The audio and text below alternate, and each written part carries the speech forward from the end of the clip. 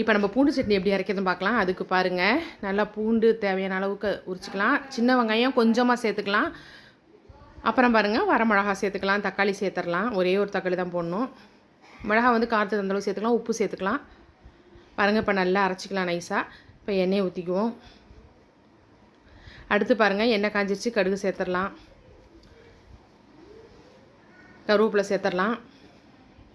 பாருங்கள், நல்லா நைஸ் பேஸ்ட்டாக அரைச்சாச்சு, அதையும் சேர்த்துடலாம். இப்போ நல்லா கொதிக்க விட்டுறலாம். நல்ல டேஸ்ட்டான பூண்டு சட்னி ரெடி ஆகிடுச்சு. இட்லி தோசைக்கெல்லாம் செம்மையாக இருக்கும். பிடிச்சிருந்தா லைக் பண்ணுங்கள், ஷேர் பண்ணுங்கள், கமெண்ட் பண்ணுங்கள். மறக்காமல் சப்ஸ்கிரைப் பண்ணுங்கள். தேங்க்ஸ் ஃபார் வாட்சிங் this video. Bye bye friends.